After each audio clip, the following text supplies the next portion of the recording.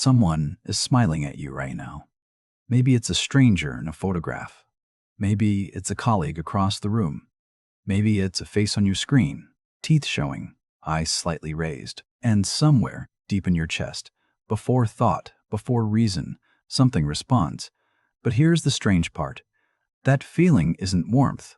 Not exactly. It's older than warmth. It lives in the same quiet place as the instinct that tells you when a room has shifted, when the air has changed, when something is off, even when everything looks perfectly fine. So my friends, here is the question that will stay with us today. What if the smile was never really about happiness? To understand the smile, we have to go back, much further than polite society, much further than the first painted portrait or the first royal court. We have to go back to the forest. Long before humans existed, our primate ancestors were already showing their teeth. But they were not doing it out of joy. They were doing it out of fear. When a chimpanzee pulls its lips back and exposes its teeth, it is not inviting connection. It is sending a message. I am not a threat. Please don't hurt me. Researchers call this the silent bared teeth display, and it appears across dozens of primate species. It is a submission signal, a way of making the body small, even when the face is wide open. This is where your smile began, not in a moment of laughter, not around a warm fire with people you loved. It began in an ancient, wordless negotiation between a weaker creature and a stronger one. The exposed teeth said, I surrender. I yield. You are safe for me. And the extraordinary thing is, it worked. The display reduced conflict.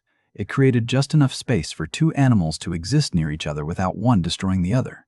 In a world where survival depended on navigating social hierarchies every single day, that small gesture held enormous power. Now, humans inherited this. Our nervous systems, our facial muscles, the way our lips respond before our minds catch up. All of it carries that ancient wiring. When we feel suddenly exposed, caught off guard, or socially uncertain, many of us instinctively smile, not because we are happy, because something far older than happiness takes over. Think about the last time you were called on unexpectedly in a meeting and didn't know the answer, or the moment a stranger held eye contact just a second too long. For many people, a smile appears automatically, a small reflexive flash. It is the body speaking a language the brain never consciously chose. Anthropologists and evolutionary psychologists have studied this for decades. What they found is both fascinating and quietly unsettling. The original function of the human smile had almost nothing to do with positive emotion. It was a tool for navigating danger, a social buffer, a way of broadcasting harmlessness in a world that was often very, very harmful. Of course, evolution rarely keeps things simple. Over hundreds of thousands of years, as human social life grew more complex, the smile began to carry new meanings. It became layered. A genuine moment of joy could produce the same expression as a fearful submission. The two signals, ancient and new, began to live side by side in the same face. And that is where the confusion started. Because once a single gesture can mean two completely different things, I am happy and I am afraid, it becomes something that can be used, shaped, and eventually expected. The smile had stopped being just a reaction. It was becoming a language. Languages once born do not stay still. They travel. They get borrowed, reshaped, and eventually institutionalized. For most of human history, the smile was actually rare in formal life. If you study portraits from medieval Europe, or early imperial China, or ancient Rome, you will notice something immediately. Almost no one is smiling. Not because those people were unhappy, but because in the social codes of the time, showing your teeth carried a different kind of weight. It suggested low status. It was associated with peasants, jesters, the drunk, or the unserious. People of dignity kept their faces composed and still. This was not accidental. It reflected something deeply understood, even if never spoken aloud, that an open face is a vulnerable face. To smile freely was to give something away. And in worlds built on hierarchy and power, you protected what you gave away. Then something began to shift.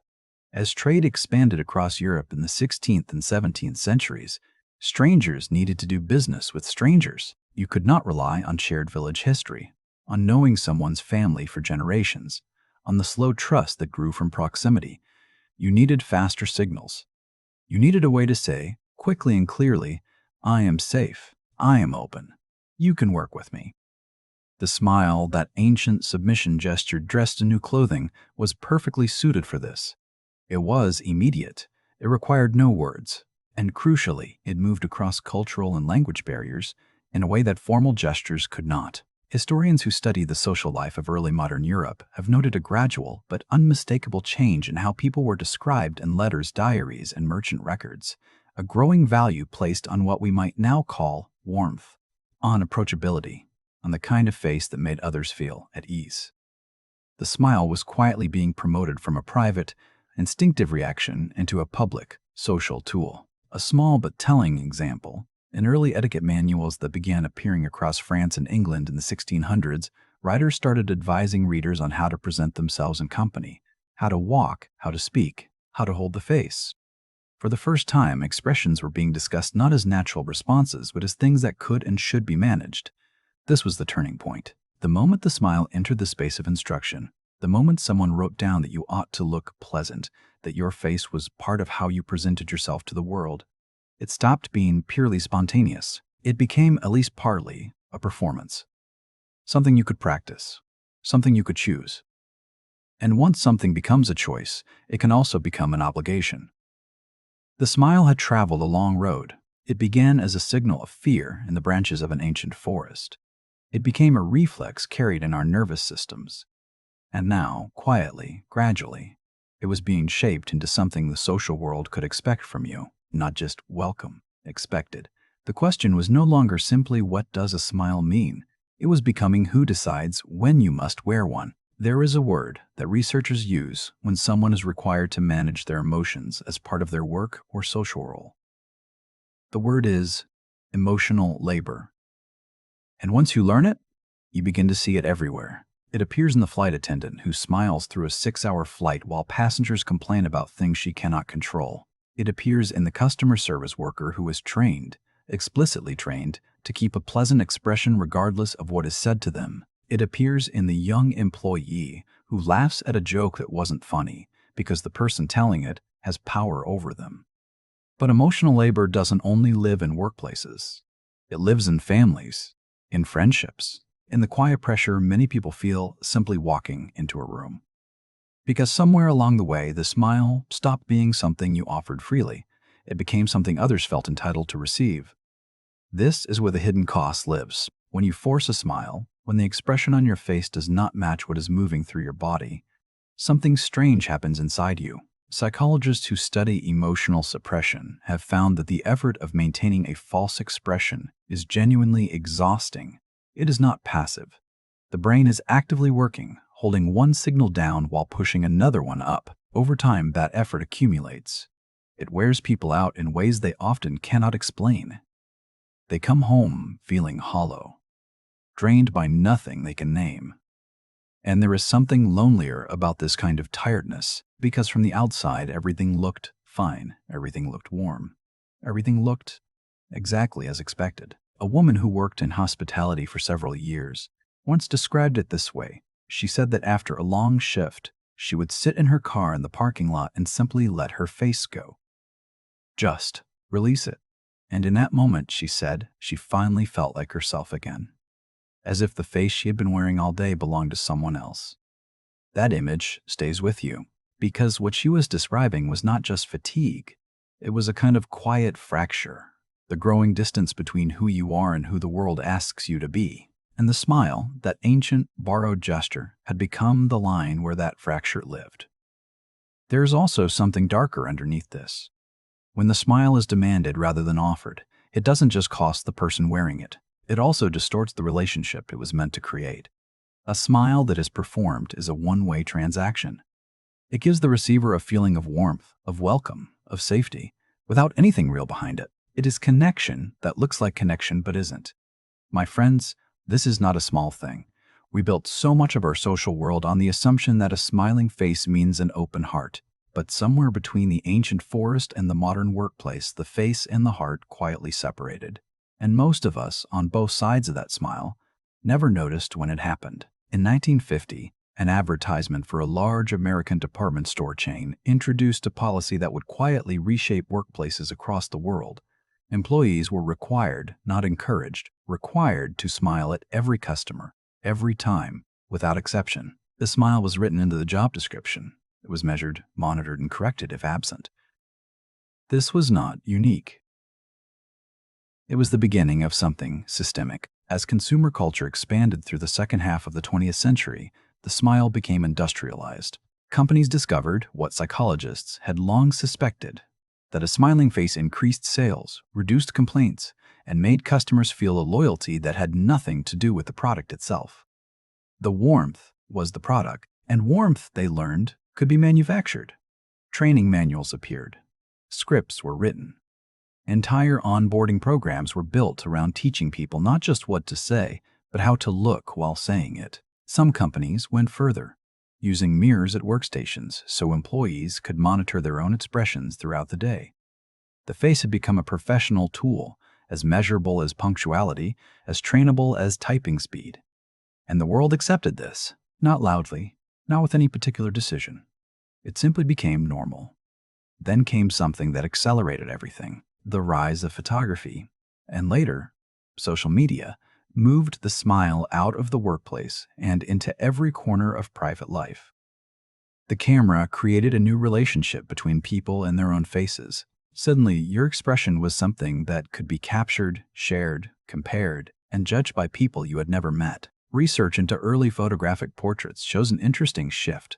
In the 1800s, subjects rarely smiled for photographs, partly due to long exposure times, but also because of that older social code, the composed face as dignified face. But as cameras became faster and cheaper, and as advertising began to flood public spaces with images of bright, open, happy faces, something in the cultural standard quietly changed. By the late 20th century, the smiling face had become the default image of a life well lived. Today, the average person posts thousands of photographs across their lifetime, and study after study shows that smiling images receive significantly more positive responses, more connection, more trust, more approval. The algorithm did not create this preference, but it amplified it enormously.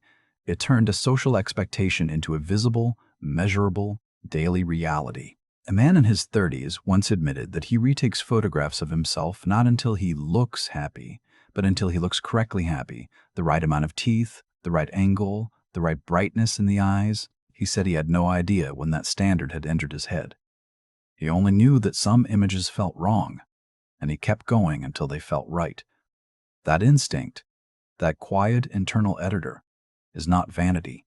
It is the result of decades of a world showing us, relentlessly, what an acceptable face looks like. The smile had completed its long journey. It was no longer just a reflex, or a social tool, or a professional requirement. It had become the proof of a life. There's a particular kind of smile that researchers call the Duchenne smile. It is named after a French neurologist who, in the 1800s, spent years studying the muscles of the human face. What he found was simple and quietly profound. A genuine smile involves muscles around the eyes that cannot be consciously controlled. They activate on their own or not at all. You cannot instruct them. You cannot train them. They only move when something real is happening inside you. In other words, the body still knows the difference. Even after all this, even after centuries of social shaping, professional training, algorithmic amplification, and a world that has grown very skilled at producing the right expression at the right moment, the face still carries one small, involuntary signal of truth, and perhaps that is where we should sit for a moment. My friends, the smile traveled an extraordinary distance to reach us. It began as a gesture of fear in a world that was dangerous and unpredictable. It became a reflex wired into the oldest parts of our nervous system. It was gradually borrowed by civilization, dressed in new meaning, and handed back to us as something we were expected to perform, and then the modern world took that performance and scaled it into commerce, into culture, into the daily presentation of a life on a screen.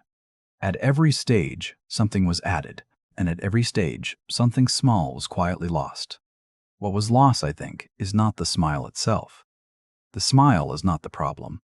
Genuine warmth is real. The feeling that moves through you when you see someone you love, that is real.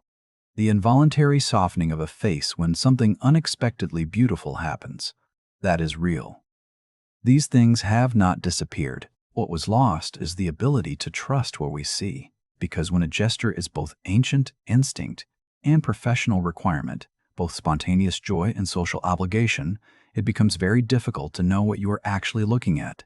It becomes difficult to feel seen, truly seen, when you cannot be certain whether the warmth directed at you is offered or performed. And it becomes difficult to offer your own smile freely without wondering whether it will be read correctly, or whether it will be enough, or whether it matches the image you are supposed to be projecting. This is the quiet loneliness underneath the surface of a very smiley world. But here's what I keep returning to. The Duchin smile cannot be faked. The muscles around the eyes do not respond to instruction. And in a world that has learned to manufacture almost every other signal of human warmth, that small involuntary movement remains honest. It remains outside the system. So perhaps the question is not whether to smile or how often or for whom. Perhaps the question is simply this: can we still recognize the real thing when we see it? Can we still feel the difference in our own faces and the faces of others between what is worn and what is meant? Because if we can, then something important has survived. And that, my friends, is worth more than any expression the world could ask us to perform. Until next time, my friends, sleep well and stay curious.